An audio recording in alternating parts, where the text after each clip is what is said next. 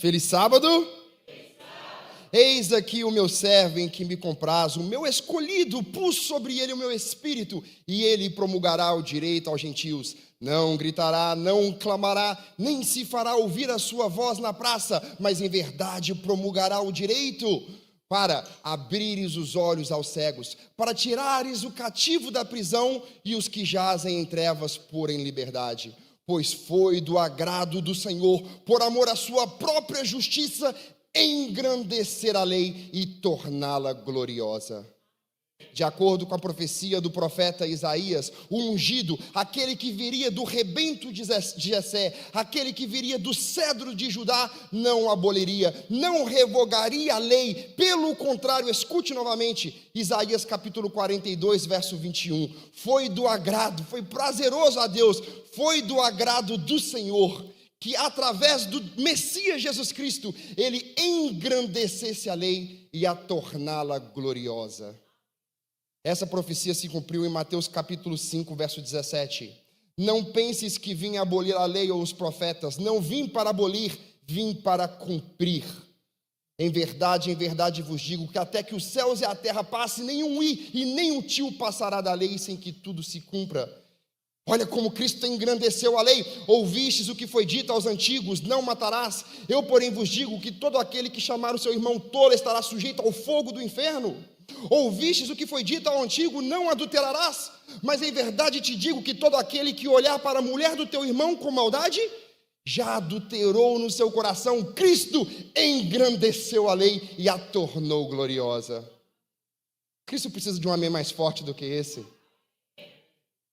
Grande conflito, página 254, parágrafo 4. A serva do Senhor diz que nenhum erro aceito pelo mundo cristão fere mais audaciosamente a autoridade do céu. Escute microscopicamente, nenhum erro aceito pelo mundo cristão se opõe mais diretamente aos ditames da razão. Nenhum é mais perigoso nos seus ensinos do que a moderna doutrina que tão rapidamente ganha terreno, de que a lei de Deus não mais vigora entre o homem. Por isso, lembra-te do dia do sábado para o santificar. 6 dias trabalharás e farás toda a tua obra, mas o 7º dia é o dia de quem, igreja? Do Senhor, o nosso Deus, aquele que rege a minha vida e que rege a sua vida. Tem muitas coisas na minha vida que eu tenho orgulho. Eu estive em Boston conduzindo uma semana de oração e eu tenho orgulho de ser um evangelista. Eu tenho orgulho de ser um esposo e um pai, mas o que mais traz orgulho na minha vida é ser um adventista do 7º dia. Título do sermão desta manhã: A cor que falta. Qual que é o título, igreja? Muito bem, que lindo. Antes, porém, de começarmos o nosso sermão, eu tenho um hábito, um costume, aonde eu prego, aonde Deus me lança sobre as águas, eu peço 3 favores. Favor número 1, faça reverência na casa de Deus. Você não está na sua casa, você está na casa de Deus. Hebreus capítulo 12, verso 28, a Bíblia diz que Deus deve ser adorado com reverência e santo temor. Eu tenho certeza que você, diante do juiz, não usaria o seu telefone. Por favor, use a palavra de Deus, desligue o seu telefone ou coloque em modo avião, porque se tem algo que me irrita, é um telefone tocando durante o sermão. Favor número 2, ore por mim, uma oração simples, e diga: Senhor, coloque as tuas palavras na boca deste homem. Eu não dirigi de tão longe para apresentar o que eu penso. O que eu penso neste momento é irrelevante. Ore: Senhor, põe as tuas palavras na boca deste homem. Este favor também está baseado na Bíblia, no livro de Jeremias, capítulo 1, verso 9, Marcelo, quando Deus disse: Eu serei contigo, estenderei a minha mão e tocarei a tua boca, e te direi o que hás de dizer. Êxodo capítulo 4, verso 12, Deus disse para Moisés: Agora, pois, vá, e eu serei com a tua boca, e te ensinarei o que hás de dizer. Favor número 3, por favor, pensem enquanto estiverem escutando. Por favor, pense. Redobre o seu raciocínio nesta manhã. O irmão orou aqui uma oração poderosa. Devemos oferecer a Deus o que, igreja? Um culto racional. E o convite de Deus para nós nesta manhã é este: vinde, arrazoemos, diz o Senhor. Pense, não apenas escute, pense enquanto estiver lendo esse livro sagrado, e eu tenho certeza que o Espírito Santo o convencerá da verdade. Muito bem. Quem lembra aí do título do sermão? A cor que falta. Estou muito feliz porque meu amigo Marcelo e a sua esposa Adriana aceitou o convite para estar conosco aqui nesta manhã com a sua linda filha Charlotte. Levanta aí a mão aí, Marcelo, para todo mundo identificá-lo. E vamos dar um brado de amém bem forte no 3. 1, 2, 3. Amém. Amém, Marcelo. Estamos felizes com a sua presença. Vocês visitas são o motivo da nossa felicidade. É a primeira vez que a Adriana está aqui. O Marcelo esteve aqui há 3 anos atrás, quando eu estive aqui pregando. Tem alguém aqui conosco nesta manhã que nos visita pela primeira vez? Alguma visita, adventista ou não adventista, que esteja conosco pela primeira vez? Quero ver a sua mão. Amém, irmã. Qual que é o seu nome, irmã? Alguém pode me dizer o nome da irmã? Jaque. Vamos dizer um amém para Jaque? Amém. Seja bem-vinda, Jaque. Tem mais alguma pessoa que esteja conosco pela primeira vez? Muito bem. Abra sua Bíblia no livro de Êxodo, capítulo 24. Êxodo, capítulo 24, título do sermão, A Cor que Falta. Êxodo, capítulo 24, leremos o versículo 9 e também o versículo 10. Antes, porém, faremos uma oração. Oremos. Senhor Deus e bondoso Pai, na Tua presença estamos mais uma vez. Senhor, falho sou, necessitado do Teu poder neste momento, como o Senhor purificou a boca de Isaías, purifica-me também, Senhor. Como o Senhor deu coragem a Pedro e intrepidez, também me dê coragem, Senhor. Como o Senhor deu santidade para Paulo, para que ele exortasse a Tua palavra, me dê, Senhor, neste momento também a santidade. Senhor, me use neste momento, ó Pai, eu não ofereço resistência. Usa-me, Senhor, para a Tua honra, para a Tua glória, Senhor. Sufoque qualquer pretensão humana ou carnal. Usa-me para a Tua glória, e eu te peço em nome de Jesus que o Senhor coloque os Seus anjos poderosos como alicerce de ferro, como pavimentos de ouro ao redor desse santo local. Por favor, ó Pai, tire qualquer intervenção satânica deste culto nesta manhã, para que a Tua igreja seja edificada, para que a Tua igreja seja reavivada e principalmente para que a Tua igreja abandone o pecado, ó Pai, e seja reformada. Esteja conosco, direcione este culto para a Tua glória, em nome de Jesus. Amém. Êxodo capítulo 24, verso 9, a Bíblia diz: E subiram Moisés e Arão e Nadab e Abiú e 70 dos anciões de Israel. Veja, se você ler o versículo 1 e o versículo 2, Deus pediu de forma organizada para que Moisés, o seu irmão Arão e os 2 filhos de Arão e 70 anciões subissem até o monte, onde Deus se revelaria para todo Israel. Então eles subiram, ao passo que todo o acampau de Israel ficou ao pé do monte. E Deus se revelaria. Agora veja comigo no versículo 10, o indicativo da presença de Deus naquele local. E viram que a igreja, o Deus de Israel, sobre cujos pés havia o que, igreja? Uma como pavimentação de pedra de safira. Termine o verso. Que se parecia com o céu? Na sua, não escutei. Claridade. O que é um céu claro? Ora, um céu sem nenhuma nuvem, um céu azulzinho, azulzinho. E eu te pergunto, por que, igreja? Por quê? Aqui nós não vemos indicativos da voz de Deus ressoando como um poderoso trovão. Nós não vemos relâmpagos, vozes e trovões como em Êxodo 20. A única coisa que eles viram foi os pés de Deus. E sobre os seus pés havia como uma pavimentação de pedra de safira. E o texto termina dizendo que parecia com o céu na sua claridade, um céu azul, anil e lindo. Quem já viu uma pedra safira? É a coisa mais linda do mundo, é um azul maravilhoso. E o povo de Israel, Moisés, Arão, os 70 anciões e os filhos de Arão, Nadab e Abiú viram esse pavimento azul. E eu te pergunto, por quê? Qual foi o interesse de Deus de mostrar a cor azul? O pavimento do trono de Deus. Amados irmãos, o que essa visão nos mostra? Quando Deus se revela para o ser humano, Ele não se revela como Ele é. Porque se Deus se mostrasse como Ele é, nós seríamos consumidos.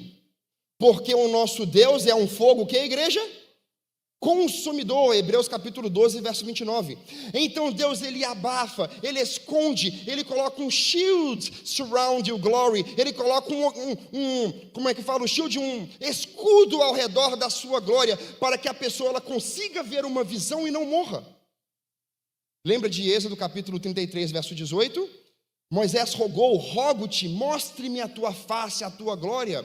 Qual foi a resposta de Deus? Não verás a minha face, porquanto homem algum verá a minha face e viverá. Então Deus, ele abaixou, ele escondeu-se na sua glória e revelou para todo Israel que o pavimento, preste atenção, isso é muito importante, que o pavimento do trono de Deus é qual cor, igreja? Azul. Agora, centenas de anos depois, o profeta Ezequiel, ele teve uma outra visão. Vá comigo para Ezequiel capítulo 10. Ezequiel capítulo 10, título do sermão, A Cor que Falta. Ezequiel capítulo 10, lendo o versículo 1, amém? Misericórdia. Muito bem. Amém? Todos encontraram? Já passou quase um minuto. Vamos lá.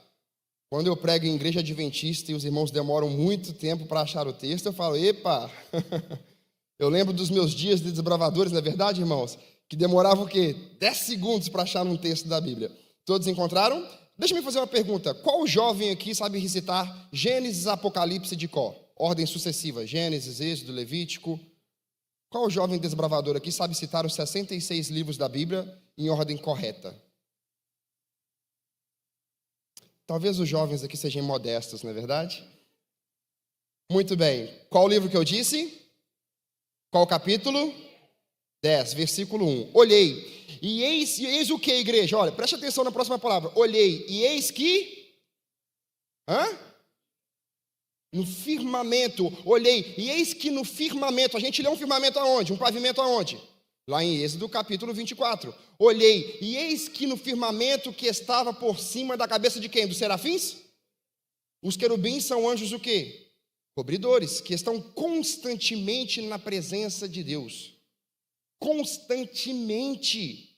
Desejado de todas as nações, página 467, parágrafo 1. Os poderes do mal e do bem aguardavam para ver qual resposta seria dada à oração de Cristo. Quantas vezes repetida? 3 vezes. Os anjos anelavam trazer um alívio para o divino sofredor, mas isso não lhe era possível.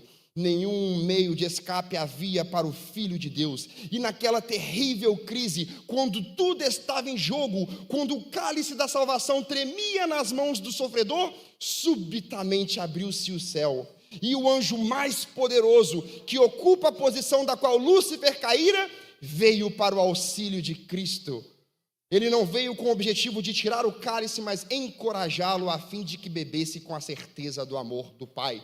Deus enviou o seu anjo mais poderoso, Gabriel, para incentivar Cristo a provar a morte por todo o homem, de acordo com Hebreus 2, verso 9. Eles constantemente estão diante do Pai. O anjo mais poderoso, que ocupa a posição da qual Lúcifer caíra, que constantemente está na presença de Deus, querubins. E aqui Ezequiel, ele vê os querubins, ele olhou, e eis que por cima do firmamento apareceu o quê? Uma como pedra, continua a leitura do texto, uma como pedra de, semelhando a forma de, não escutei, semelhando a forma de. Então em Êxodo capítulo 24 nós vemos que o firmamento de Deus, cujo sobre esse firmamento ele rege todo esse vasto universo, a cor é azul. Agora também nós descobrimos que o trono de Deus, a cor é? E eu te pergunto, o que é isso aí? Por quê? What is all this about? Né? Qual que é o gosto de Deus pela cor azul? Por que nós temos esse gigantesco céu? Qual cor é o céu? Por que o mar também, esse gigantesco mar é azul?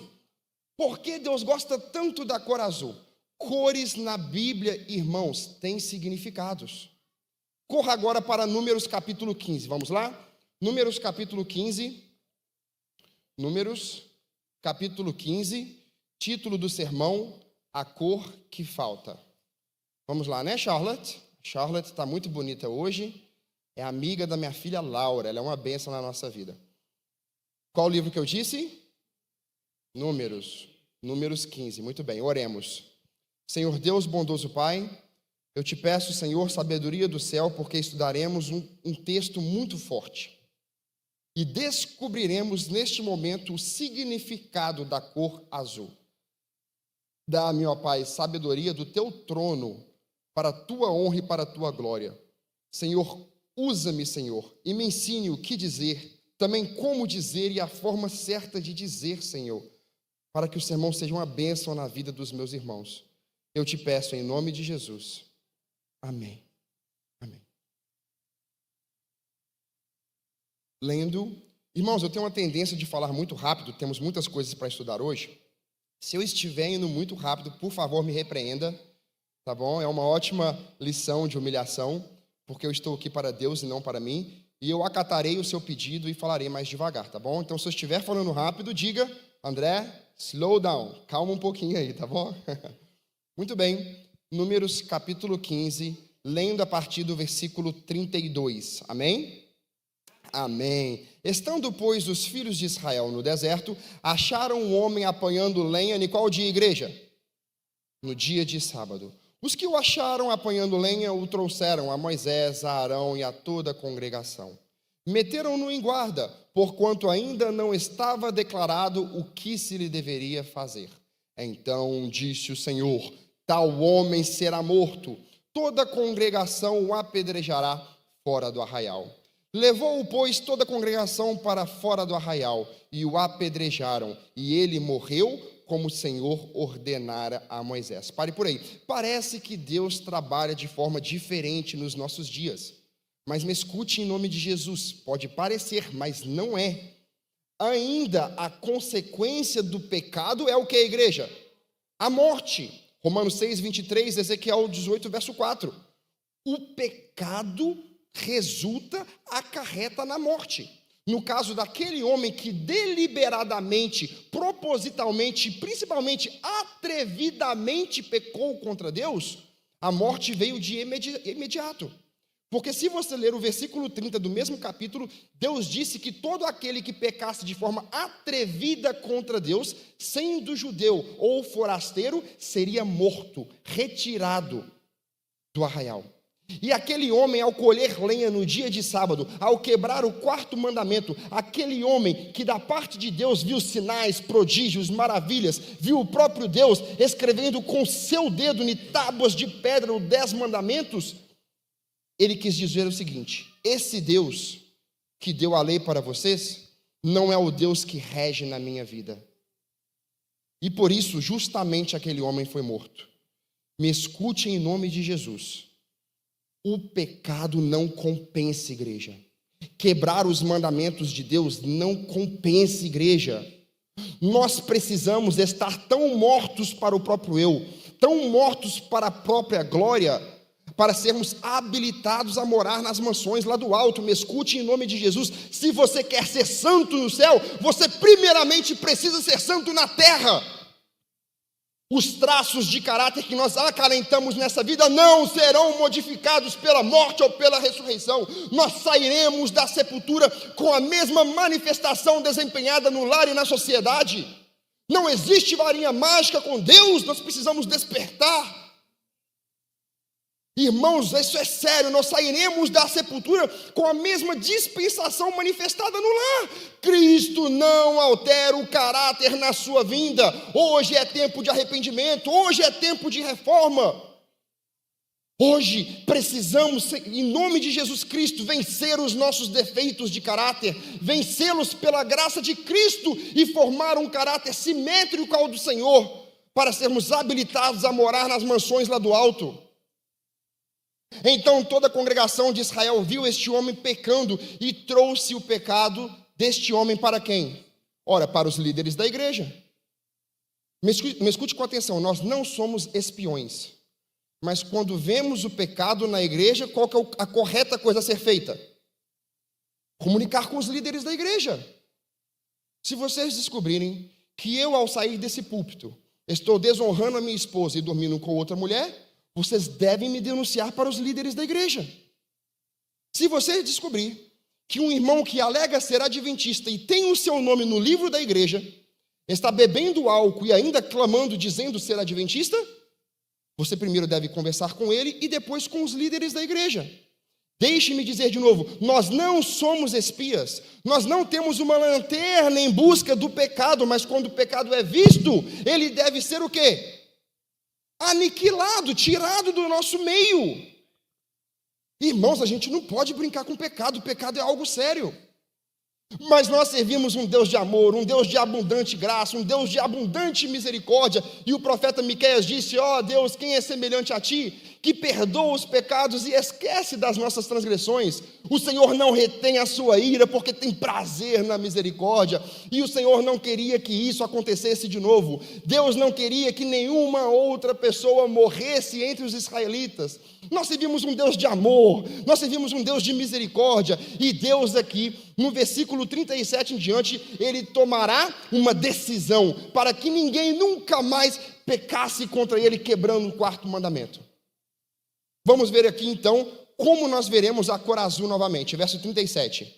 Disse o Senhor a Moisés: fala aos filhos de Israel e dize-lhes. O que, igreja? Preste muita atenção, escute microscopicamente. Que no canto das suas vestes façam borlas pelas suas gerações. E as borlas em cada canto, presas por um cordão. Qual cor, igreja?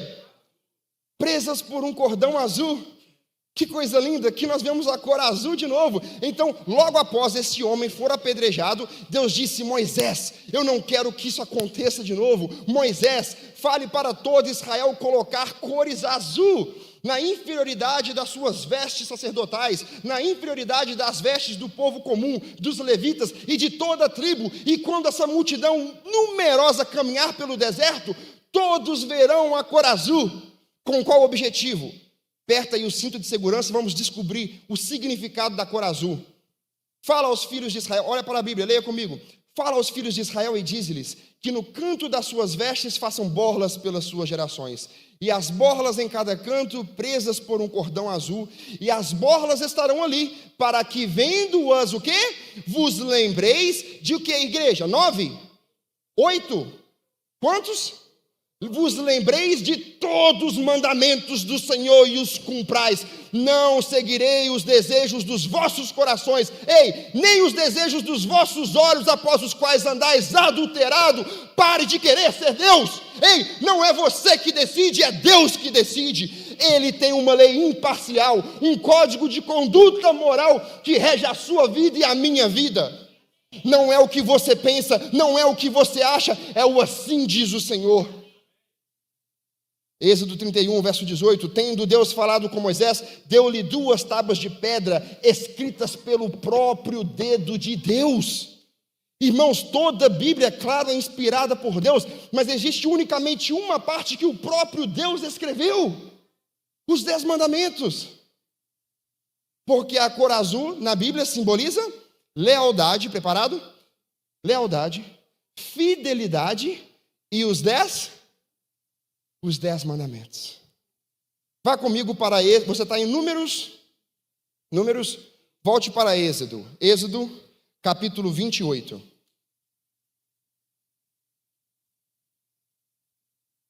Êxodo, capítulo 28. Quem lembra do título do sermão? Uau, muito bem, a cor que falta. Êxodo, eu espero que alguém esteja orando por mim, dizendo: Senhor, coloque as tuas palavras na boca deste homem. Quando eu faço esse pedido, eu faço com concentrada seriedade. Êxodo capítulo 28, verso 2. Farás vestes sagradas para Arão, teu irmão. Aqui é Deus dizendo para Arão como ele deveria se? Deveriam se? Gente, isso aqui é muito forte. Deixa-me fazer uma regressão, porque nós não falamos muito sobre isso e nós precisamos falar sobre isso na igreja. Eu não decido como eu me visto. Termine a minha frase. Deus decide como eu me visto.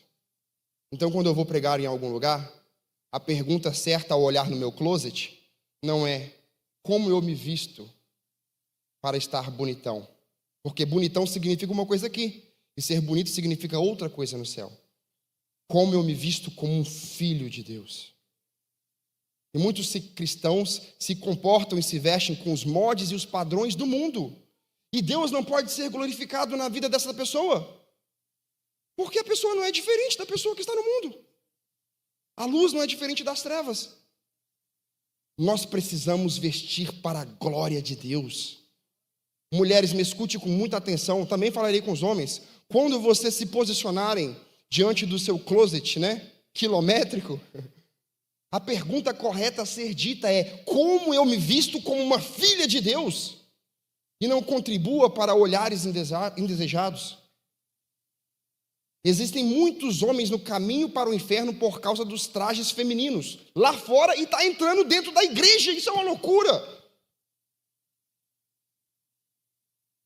Homens, muito cuidado também, o seu posicionamento com uma mulher. É abominável um homem que vem cumprimentar uma irmã com más intenções. É abominável uma irmã que entra na igreja pensando deliberadamente com seus trajes virar a cabeça dos homens.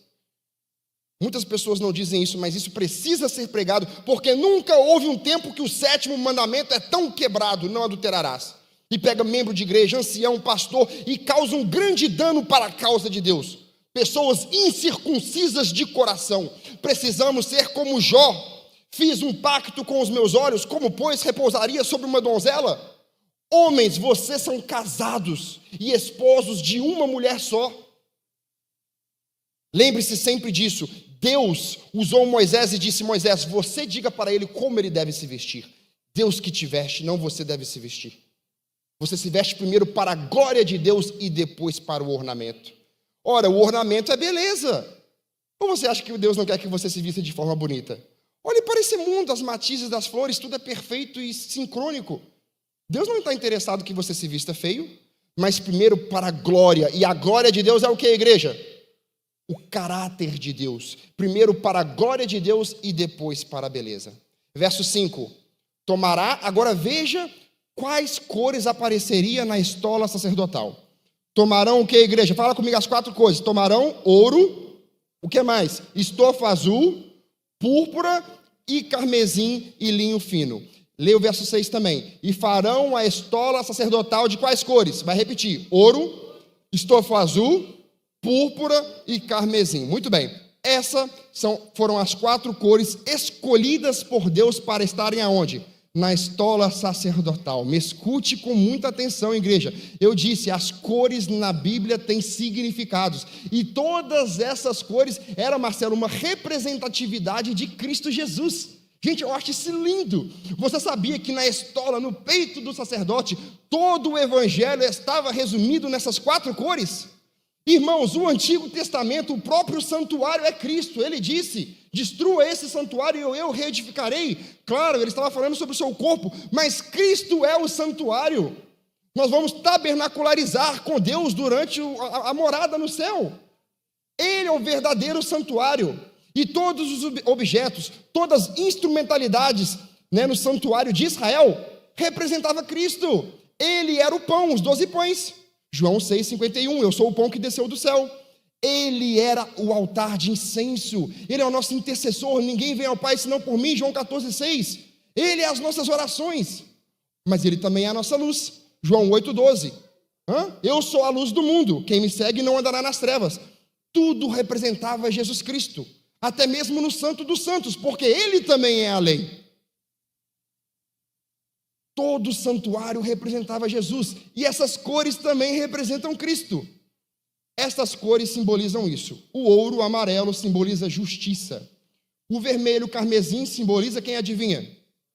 Ótimo. E o roxo, igreja? Realeza.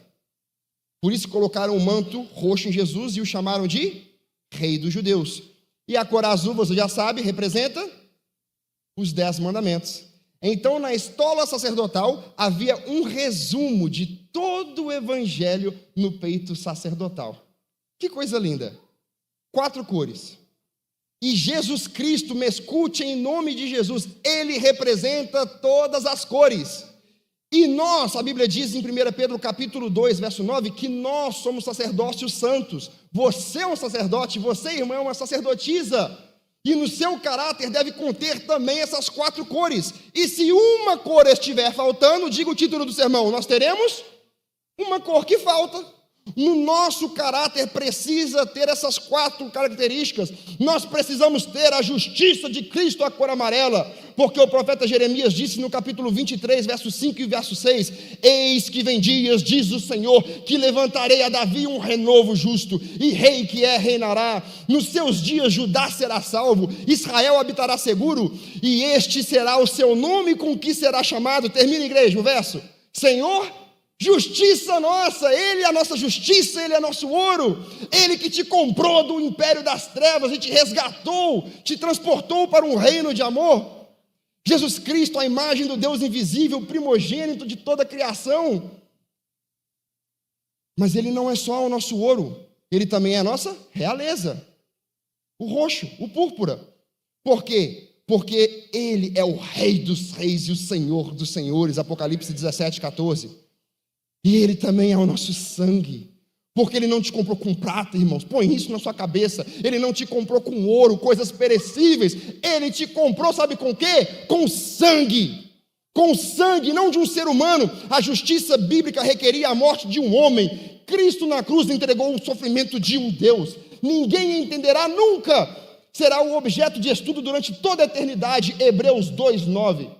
Escute microscopicamente: vemos, todavia, Cristo Jesus, que por um pouco, sendo feito menor que os anjos, provou a morte. Por quantos? Por todo homem. Você entendeu a grandeza desse verso? Cristo não apenas morreu, morrer seria muito fácil. Ora, os mortos não sabem de nada, amor tira o sofrimento. Algumas pessoas dizem no hospital: unplug the machine, mercy killing. Eu não aguento. As pessoas pedem para morrer para não sentir dor. Cristo, enquanto esteve vivo, Ele experimentou o que era estar morto. Ele sentiu o aguilhão da morte, a tortura da morte, o peso da morte. Por quantos? Por todo homem, irmão. Você precisa entender quão baixo Cristo foi para te resgatar. Salmos 22, verso 6: verme sou, não um homem. Olha isso, estamos falando de Cristo Jesus. Olha o tratamento que Ele recebeu, pior que um animal. Verme sou, não homem, opróbrio do homem, desprezado do povo. Os que me veem zombam de mim, meneiam a cabeça e afrouxam os lábios. Transpassaram as minhas mãos e os meus pés. Você conhece muito bem esse texto. Cristo provou a morte, irmãos, por todo homem. Já teve uma enxaqueca? Imagina sentir toda a enxaqueca na sua cabeça. Um canal no dente, sem anestesia, por todo homem que já viveu ou vai viver. Cristo provou a morte por todo homem. Por isso 3 vezes Ele disse: Pai, me tira daqui. Ele era a nossa cor vermelha, igreja. Diga amém, igreja. Ele é a nossa cor vermelha porque Ele carregou sobre o madeiro os nossos pecados, o meu pecado, o seu pecado. Não era para Ele morrer, era para eu morrer. Ele carregou no madeiro os nossos pecados com uma finalidade que nos leva à cor azul: para que nós, mortos para os pecados, vivamos para a justiça. Ele é a nossa cor vermelha. E a justificação pela fé, com uma obediência, uma vida íntegra, plena de obras, nos leva a Cristo e a sua santa lei. Por isso também Ele é a cor azul. Vá comigo para Apocalipse capítulo 17. Apocalipse,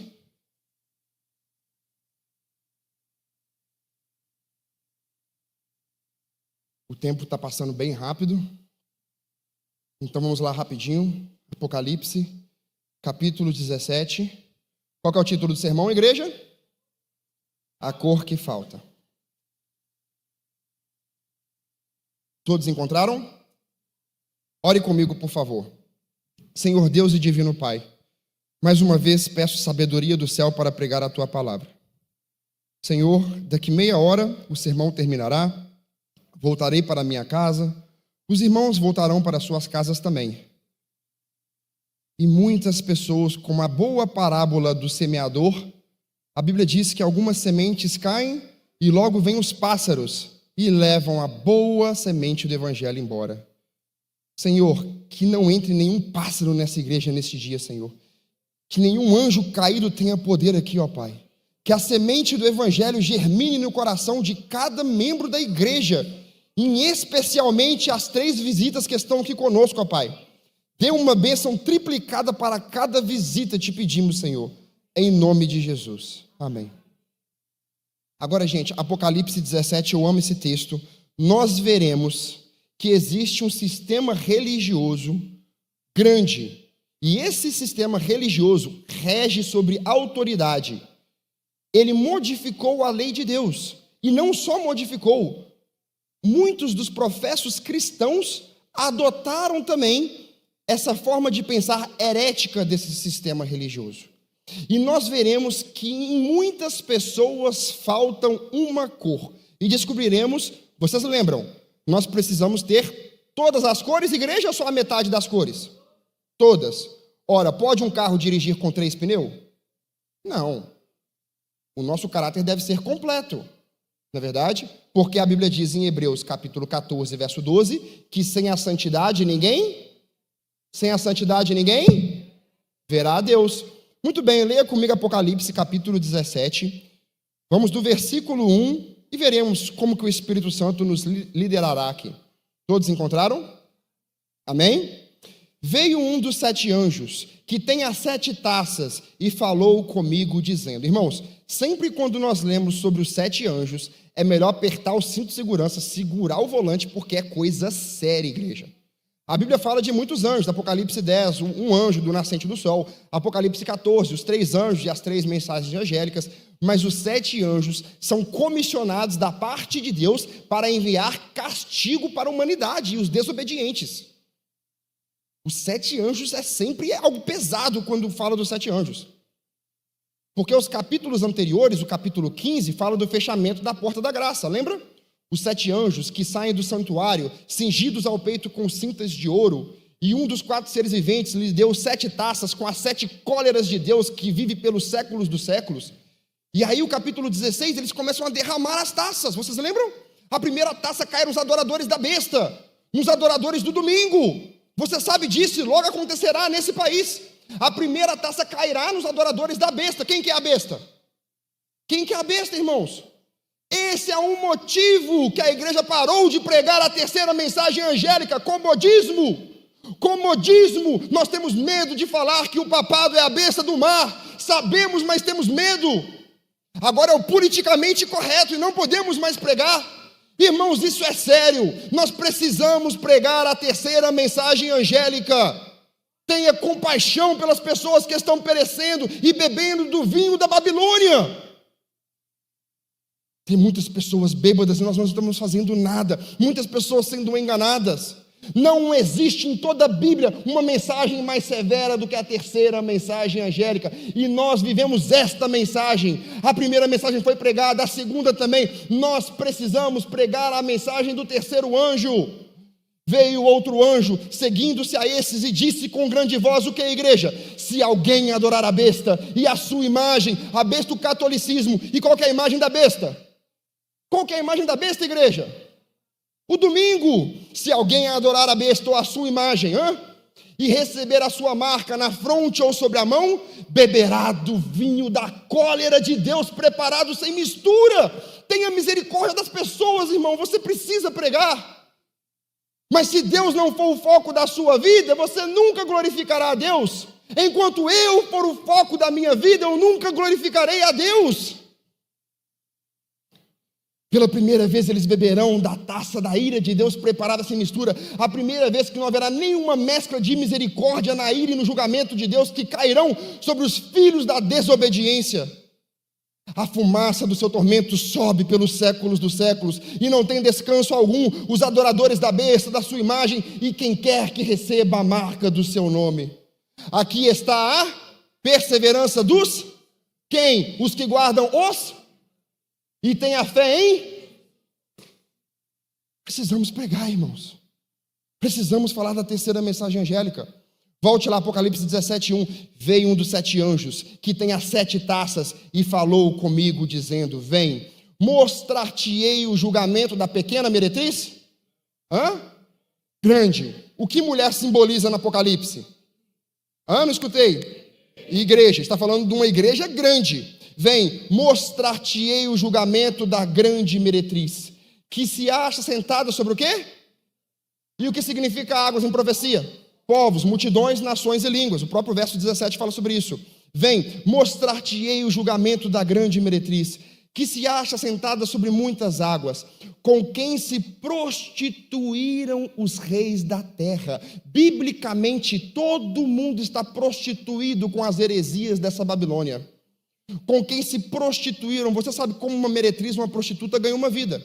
Deita com um homem aqui hoje, o outro dia deita amanhã. Esta instituição religiosa faz de tudo para alcançar os seus fins. Tudo. Até matar.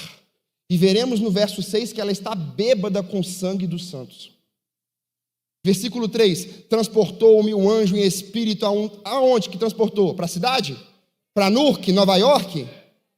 Irmãos, tem muitas coisas acontecendo nas nossas costas. Está acontecendo aonde? No deserto. Por isso precisamos de unidade com o Espírito Santo, porque Ele nos revelará as coisas que há de vir. Transportou-me o anjo em espírito a um deserto, e vi uma mulher montada numa besta escarlate. Besta com quantas cabeças? E quantos chifres? Agora leia microscopicamente o versículo 4 comigo. Esse é o versículo principal. Eu não vou falar sobre as cabeças e os chifres, porque é um outro sermão aqui, mas sabemos que esse é o animal terrível e espantoso de Daniel, capítulo 7, verso 7. O quarto reino que veio depois da Babilônia, depois dos Medo-Persas, Grécia e, por fim, Roma, que seria o último reino, não é verdade? Agora o versículo 4, leia comigo microscopicamente. É o versículo principal aqui das cores. Diz o seguinte: achava-se a mulher, o que, igreja? Vestida como? Púrpura, continue. Escarlata, o que mais? Parei. Púrpura, escarlata e ouro. Nós vimos essas cores em algum outro lugar da Bíblia nesta manhã? Aonde? Na estola sacerdotal. O sacerdote tinha essas três cores? Ele tinha a púrpura, tinha a escarlata, tinha o ouro. Igreja, o que o ouro representa? Justiça. O que o roxo representa? Realeza. O que o vermelho representa? Sangue. Então essa igreja, ela aceita a justiça de Cristo? Sim. Vocês já estão vendo onde a gente vai chegar, né? Aceita a justiça. Ela aceita o ouro. Ela aceita o sangue de Cristo vestido na cruz? Sim. Ela aceita que Ele é o Rei dos Reis? Tem alguma cor aí que você não viu? Que triste. Já estava profetizado que muitas igrejas... Como assim muitas, André? Calma. Muitas igrejas faltariam no seu caráter uma obediência restrita a Deus. Me escute em nome de Jesus. O único mandamento que aponta quem é o Deus verdadeiro que rege sobre a sua vida é qual mandamento? É qual mandamento? Ah, mas vocês dizem isso, talvez você que está me escutando online, mas você diz isso porque você é adventista. Não, irmãos, o primeiro mandamento, não terás outros deuses diante de mim. Quem é o Deus que te diz isso? O segundo, não adorarás imagens de escultura. Quem que é o Deus que te diz, que tem autoridade para te dizer isso? O terceiro, não tomarás o nome do Senhor teu Deus em vão. Quem é esse Deus? O quinto, pule o quarto, né? Honra o teu pai e tua mãe. Quem é esse Deus para me dizer, para ter respeito para os meus pais? Não matarás, não adulterarás, né? Não cobiçarás, não cobiçarás, o oitavo. Não, o nono é não dirás falsos testemunhos. E o décimo, não cobiçarás. Desculpa, o oitavo era roubar. Vamos repetir aqui. O quinto, honra o teu pai e tua mãe. O sexto, não matarás. O sétimo, não adulterarás. O oitavo, não furtarás. O oitavo, não dirás falso testemunho. E o décimo, não cobiçarás. Quem que é o Deus? Quem que é o Deus para dizer isso? O único mandamento é o quarto. Porque o Senhor, o teu Deus, aquele que criou os céus, a terra e o mar e as fontes das águas, te diz para fazer isso. É o maior de todos os mandamentos, o único que aponta o nome de Deus. É o único que aponta a posse dele, a criação dele, quem ele é. E Satanás odeia este mandamento, porque ele sabe que durante o sábado, toda a criação está feliz e honrando a Deus. Toda a criação. Deus não disse em Êxodo: amanhã é sábado, não cairá o maná. É eu que não trabalho, não é vocês que não vão colher, não. Eu vou descansar no meu santo dia, não é seu dia, é meu dia. Gênesis 2:3, Deus abençoou, é uma tríplice bênção, abençoou, o que mais, igreja? Santificou e descansou o sábado. Cristo, Lucas 4, verso 16, entrou na sinagoga como era o seu costume para observar o sábado. Leia Atos 17-19, Paulo guardava o sábado. Os discípulos deixaram de embalsamar o corpo de Jesus para cumprir o sábado. De Gênesis a Apocalipse, todos guardaram o sábado. E aqui em Apocalipse, a Bíblia profetizou que muitos adoradores de Cristo teriam no seu caráter faltando a obediência e lealdade para com Deus. Uma lealdade vista no Antigo Testamento. Agora, pois, estáis dispostos, e quando ouvires o som do pífaro, da cítara, da harpa, do saltério, da gaita de foles, prostrai-vos e adorai a imagem de ouro que fiz. Porém, se não adorardes, sereis no mesmo instante lançado na fornalha de fogo. E quem é o Deus que vos livrará da minha mão? Que obediência, hein? Que fidelidade. Eu tremeria se eu escutasse isso. Morrer queimado deve ser doloroso. Responderam Sadraque, Mesaque e Abednego ao rei: ó Nabucodonosor, quanto a isso, nós nem precisamos o quê? De te responder, a nossa mente já está fechada. Somos cabeça dura, fiéis ao primeiro e o segundo mandamento de Deus. Se o nosso Deus a quem servirmos quer livrar-nos, eles nem sabiam que Deus o livraria. Se Ele quiser, Ele nos livrará das tuas mãos e da fornalha de fogo. Mas se não, fique sabendo que não adoraremos os teus deuses e não nos prostraremos à imagem de ouro que levantastes. Irmãos, logo, a besta que emerge do mar, com 7 cabeças de 10 chifres, e sobre os chifres 10 diademas, e sobre as cabeças nome de blasfêmia. Logo essa besta, que parece com leopardo, que tem pés como de urso e boca como de leão. Logo essa besta, que recebeu do dragão o seu trono, poder e grande autoridade. Logo essa besta, que teve uma ferida mortal, mas que essa ferida mortal fora curada, e toda a terra se maravilhou seguindo a besta. Logo essa ferida será curada, se já não tiver curada. Porque a ferida aconteceu, você sabe muito bem, 15 de fevereiro de 1798. Amém, irmã. Deus seja louvado. Era para todo mundo ter dito. Vocês conhecem a história, Napoleão Bonaparte e o seu general Berthier prenderam o Papa Pio VI. E ali teve uma ferida mortal. Um império, a supremacia papal que durou 1260 anos, parecia ter acabado. E muitos disseram, é o fim do catolicismo. Mas ressurgiu-se no ano 1929. E hoje, todos já até esqueceram o que aconteceu no passado.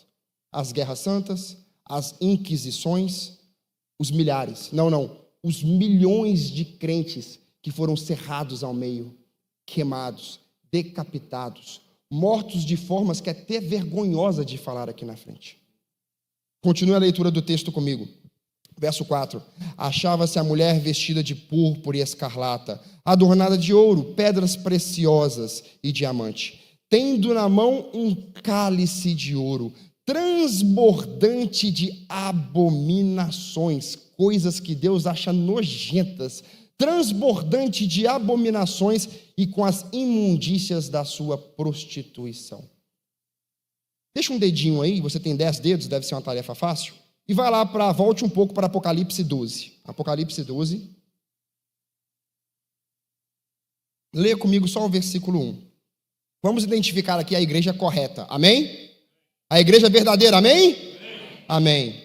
Apocalipse 12, 1. Viu-se grande sinal no céu, a saber o que? Uma mulher. Olha que mulher diferente. Apocalipse 12 é a mulher correta, a igreja verdadeira. E Apocalipse 17, a igreja falsa, a meretriz, a prostituta, que abandonou os ensinos de Cristo e dos apóstolos. Uma mulher. Como que ela está vestida? Veja a diferença. Como que ela está vestida, igreja? Vestida do sol. E o que ela tinha debaixo dos pés? Uma lua. E na cabeça? Uma coroa de 12 estrelas. Que coisa mais linda. Se você fosse resumir como essa mulher está vestida, qual palavra você utilizaria aqui? Alguém me ajude, vamos lá. Pense aí, lembra do terceiro favor. Me ajudem. Uma palavra, ela está vestida de quê? Justiça, Hã? Glória de Deus, boa. Mas eu quero outra palavra. O sangue, outra palavra. Sol, lua e estrela. Lembra disso? Vou dar uma dica. Gênesis 1:14. Disse também Deus: façamos luzeiros para que iluminem sobre a terra. Fez ele o grande luzeiro para governar sobre o dia e o menor para governar sobre a noite. Fez também as estrelas. Ela está vestida de luz. Tirando esses corpos celestes, qual outro corpo celeste brilha sobre a terra? Nenhum. Essa mulher está vestida de toda luz. Vocês não entenderam, ninguém falou amém. Vocês vão me fazer pregar 2 sermões em um. É o estudo bíblico, né? Igreja falsa, igreja verdadeira, vou ter que pregar 2 em um. Vocês entenderam que essa igreja está cercada de toda luz? Toda. O sol, Cristo, a representatividade de Cristo no Novo Testamento. A base dessa igreja é a lua, porque o Antigo Testamento está em vigor. A base dessa igreja é o Antigo Testamento, a lua. E a sua coroa, o seu galardão, é os seus redimidos. Os 12 discípulos que representam todos os salvos. As 12 tribos de Judá que representam todos os salvos.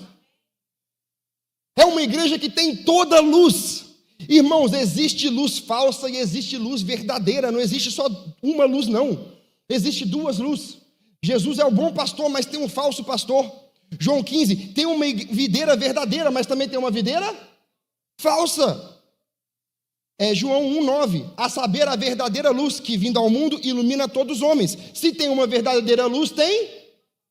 Não é de se admirar, porque o próprio Satanás se transforma em anjo de luz.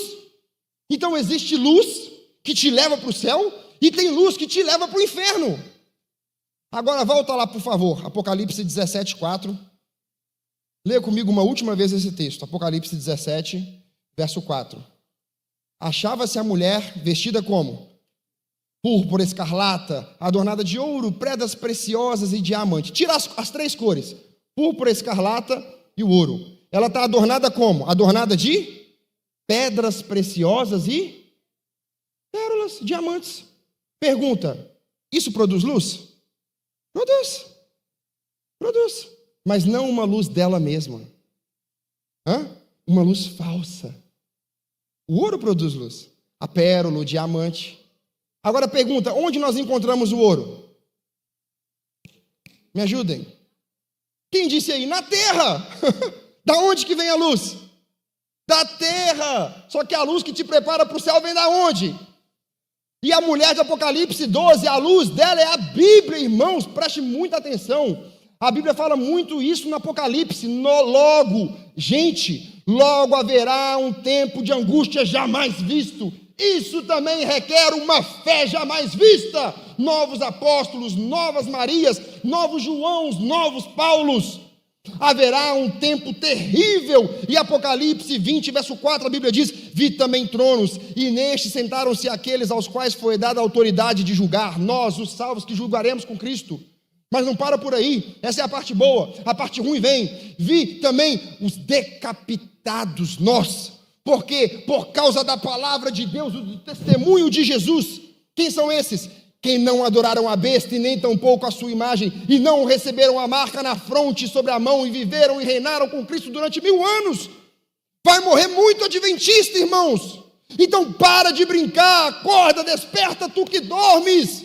Para de pensar só nessa vida e compre shopping, bolsa e carro e casa. Vai queimar, irmãos.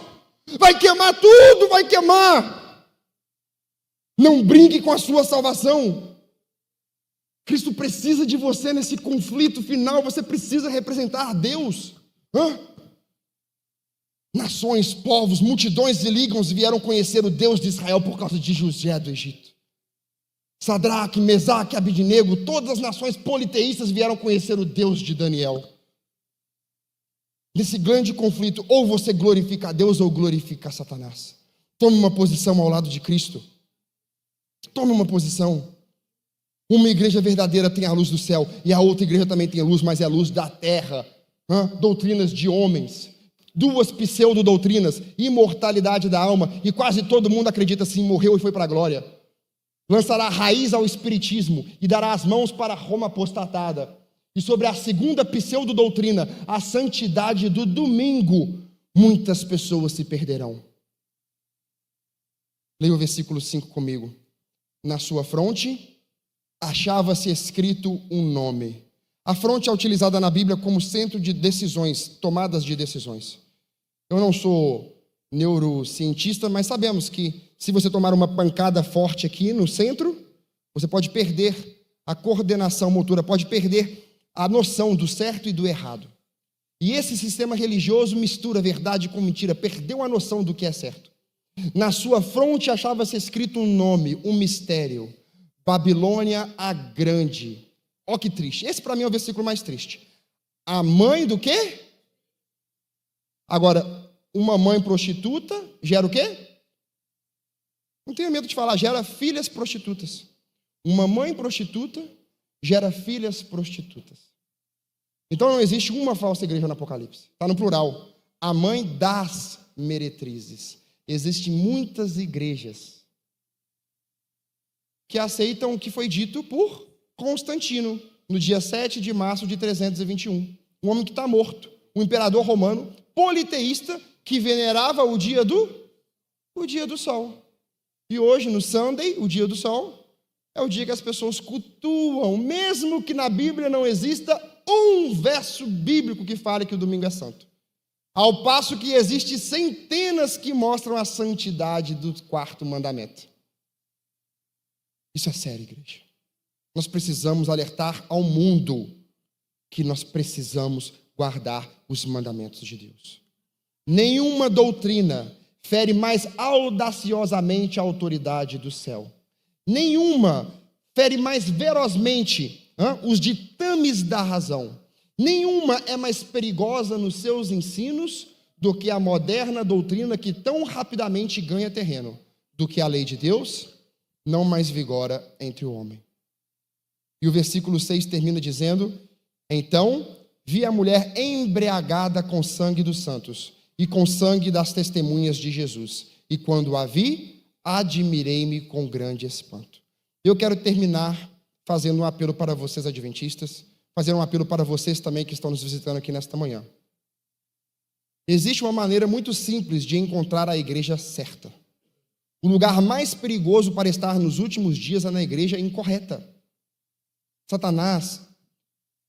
Deixa eu ler o texto primeiro, depois eu falo sobre isso. Vai lá, volta lá para Apocalipse 12. Apocalipse 12.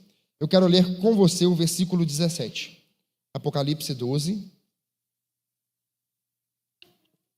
Todos encontraram? Amém? A Bíblia diz: irou-se o dragão contra a mulher e foi pelejar com quem, igreja?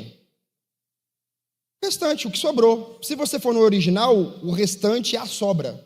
É um grupo pequeno. Deus nunca, me escute com muita atenção, Deus nunca teve a maioria do lado dele. Pode estudar os 6.000 anos de história humana, Deus nunca teve a maioria do lado dele. Toda a nação estava corrompida, Gênesis 6, os filhos de Deus e os filhos dos homens. 8 entrou na arca de todo mundo, 8. Deus tinha Israel, mas havia os queneus, os ebuseus, os girgazeus, os queneus, todas as nações corrompidas. Deus tinha 12 discípulos, mas quase todos ao redor ali, os assírios, os samaritanos, todos corrompidos.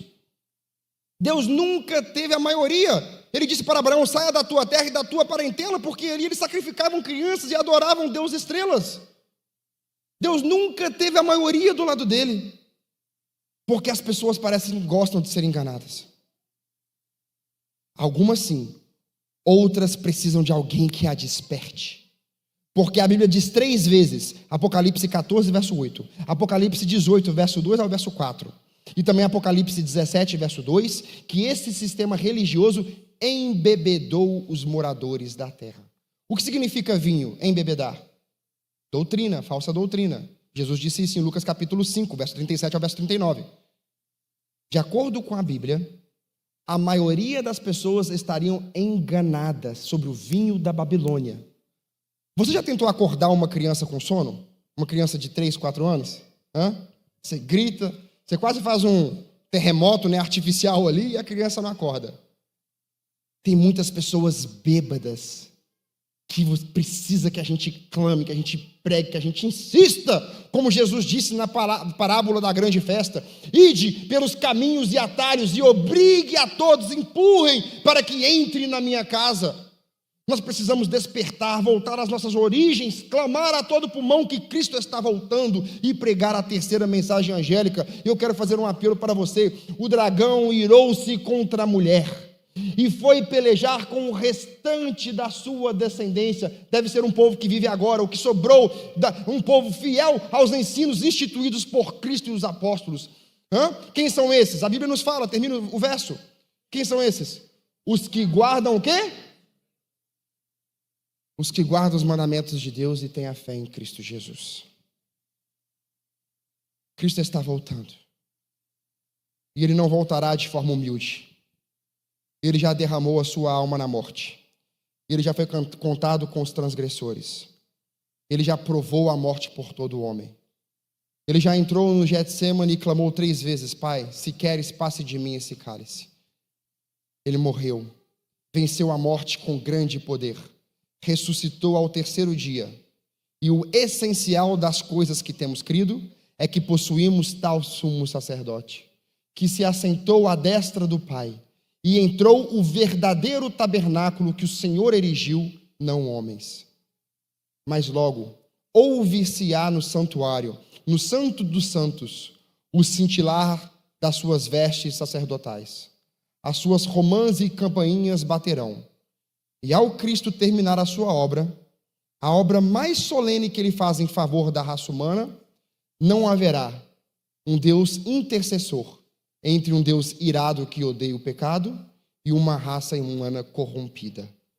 Cristo sairá. E quando Ele sair do santuário, este mundo conhecerá repentina destruição. A Bíblia diz em Apocalipse capítulo 6, verso 14, que os céus vai se recolher como um pergaminho quando se enrola, que todos os montes e ilhas serão removidos do seu lugar, e pela primeira vez veremos a linda feição de Cristo Jesus, mas virá como Rei dos Reis, como Senhor dos Senhores, virá para subjugar nações, virá para pisar o lagar, e o sangue correrá até os freios do cavalo. Ele virá para destruir o mal. Não se comprometa com o mal. Não queira nada que é do diabo. Não o estilo de vida dele, não o modo comportamental, não as finanças de Satanás. Tudo que é do diabo, rejeite na sua vida e crie no seu coração um amor pela lei de Deus. Quantos aqui nesta manhã se comprometem com o 4º mandamento? Quantos aqui nesta manhã querem dizer: Senhor, talvez na minha roupagem sacerdotal faltava qual cor? Azul. Mas a partir de hoje não mais faltará.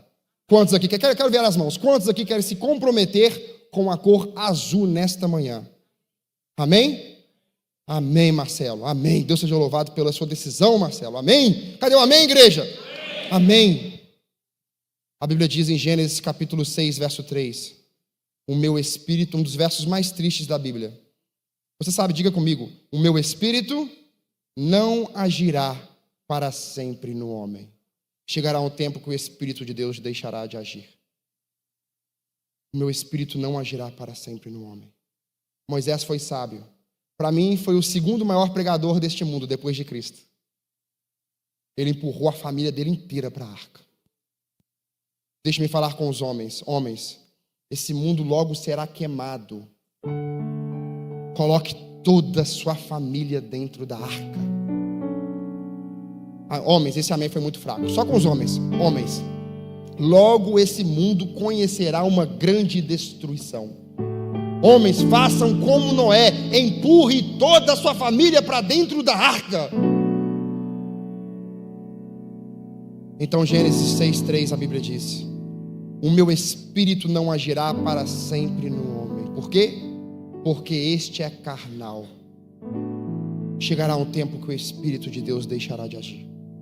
Ou melhor dizendo, chegará um tempo que o agir do Espírito não será mais escutado no coração e na alma.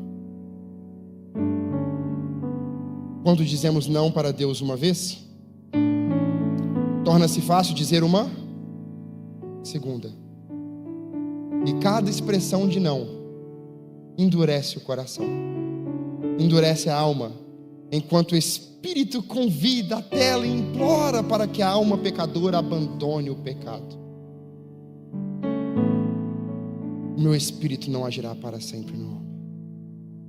Patriarcas e Profetas, página 140, parágrafo 1. Todo dia a porta da graça se encerra para alguém. Todo dia. Toda hora, alguém passará além do alcance da misericórdia. Talvez enquanto estamos pregando aqui de forma confortável, a porta da graça está se fechando para alguém em algum lugar do mundo. Tome uma decisão com Deus hoje. O triste é que era para Jesus já ter voltado. Meu amigo, o principal sinal que antecede a volta de Cristo é a pregação do Evangelho, você sabe disso. O Evangelho será pregado a testemunha a todas as nações e virá o fim. Irmãos, o anticristo não prega. Eu falo do fundo do meu coração. A besta não prega. O papado não prega. É a igreja que prega. Nós que mantemos Cristo nos santos dos santos. Porque não paramos de mandar pecado. E ele tem que ficar lá, porque se voltar, estamos todos perdidos. Mas a serva do Senhor disse no Primeiros Escritos, página 42, que quando o caráter de Cristo for o quê? Perfeitamente assemelhado na sua igreja, ele virá recolher o tão precioso grão. Cristo não voltou ainda. Ele não está esperando ordens sucessivas e decreto dominical e angústia de Jacó, e as 7 trombetas e as 7 cóleras, grande perseguição. Ele está esperando você e eu pregar. Mas se nós nem guardamos o sábado corretamente, como que vamos pregar? Precisamos reformar a nossa vida. Logo, os 4 anjos que seguram os 4 ventos afrouxarão as suas mãos. Logo, sairá dos santos, os 7 anjos com as 7 cóleras de Deus que vive pelos séculos dos séculos, e o santuário se encherá da fumaça procedente da glória de Deus e do seu poder. E todos aqueles que não estiverem marcados na sua fronte com o tinteiro e a caneta do santo anjo que enumerará os 144.000, todos esses que não estiverem selados, eles olharão para baixo nas suas vestes e lerão, sabe o quê? Por profanarem o meu santo sábado, fostes pesado na balança e achado em falta. Não ouse você estar de fora do céu. A Bíblia diz que quando se passar os 1000 anos, Satanás será solto da sua prisão e sairá a seduzir todas as nações da terra. Todas. O número é tão grande que a Bíblia fala que é todas. Tem ele te seduzido? Examine-se a si mesmo. Tem Satanás te seduzido a não pregar o Evangelho? Satanás sairá a seduzir todas as nações dos 4 cantos da terra, Gog e Magog, a fim de reuni-las para a peleja. A Bíblia diz que eles cercarão a cidade dos santos, a cidade querida. Eles marcharão numa superfície toda fragmentada e destruída por ocasião da segunda vinda de Cristo. Descerá, porém, fogo do céu e os consumirá. Não ouse você estar na segunda ressurreição. Não ouse você estar do lado fora da cidade santa. O seu lugar é lá dentro. O seu lugar é ao lado do Pai. Faça um compromisso de fé hoje e diga: Senhor, a minha vida é sua. Dos teus mandamentos não me apartei, e os teus estatutos não quebrei, porque a tua palavra prezei mais do que o meu alimento. Que a sua comida e a sua bebida seja fazer a vontade do Pai, e que na sua roupa sacerdotal nunca falte a cor azul, a cor profetizada no Apocalipse que faltaria na vida da maioria das pessoas. A porta para a perdição é larga, grande, e você pode levar todo mundo. Pode levar todos os seus carros, sua casa, seu dinheiro, sua fama, seu diploma. Meu amigo, um diploma não vale mais do que sua salvação. Uma casa de 3 milhões de dólares não vale mais do que sua salvação. O que é a vida? A vida é uma neblina que aparece de manhã e dissipa à tarde. O que é a vida? Uns vivem 70, em caso de robustez 80. O final é cansaço e enfado. O que é a vida? Estamos aqui hoje, não podemos estar amanhã. O que é a vida? Não falte na sua vida a linda cor azul, a cor do trono de Deus, a cor dos pavimentos dos pés de Deus. Salmo 106, verso 20: bem-aventurados sejam ao Senhor todos os seus anjos, valorosos em poder, que executam as suas ordens e obedecem os seus mandamentos. Os anjos guardam o sábado, Deus guarda o sábado, Ele instituiu o sábado, Cristo guardou o sábado. Eu faço um apelo do fundo do meu coração: sábado não é dia de ficar no Instagram, YouTube, televisão, futebol, jornal. Desvie os teus pés, estou falando com os adventistas, desvie os teus pés de profanar, não o seu, o meu santo dia. Ele te deu 6, pare de ser egoísta. Vamos parar de ser egoísta. Desvie os teus pés de profanar o santo sábado, cuidando dos nossos próprios interesses. Vamos orar? Coloque-se de pé.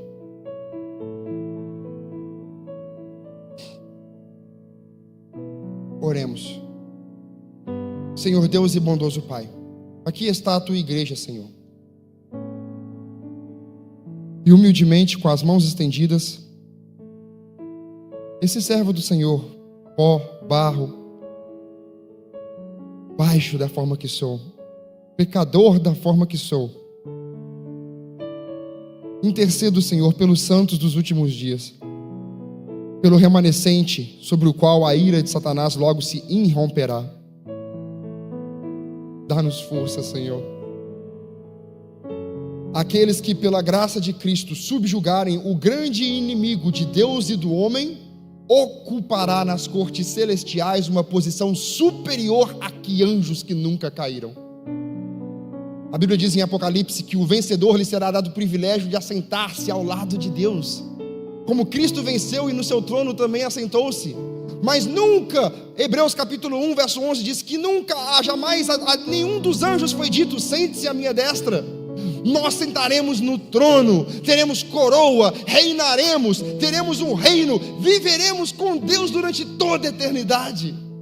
Que privilégio, que honra, que tamanha glória! Aqueles que muito sofrerem, muito serão honrados. Aqueles que derramarem o seu sangue ressuscitarão incorruptíveis. Senhor, dá-nos força e salva a tua igreja, ó Pai, eu te clamo, Senhor. Salve a tua igreja, ó Pai. Traga propósito para o nosso coração, missão, identidade para a nossa vida, Senhor. Nos ajude, nos lembre como o Senhor nos direcionou no passado. Desperta braço do Senhor. Foi o Senhor que abateu o Egito, foi o Senhor que abriu o mar para que a seco passasse os redimidos do Senhor. Nos ajude, Senhor, nesse conflito final, nos desfecho final, e salva a tua igreja, salva a igreja de New Jersey, Senhor. Abençoe a cada irmão aqui, para que a cor azul nunca falte na vida deles. Eu clamo do fundo do meu coração, porque eu quero revê-los no céu, ó Pai. Em nome de Cristo Jesus. Amém.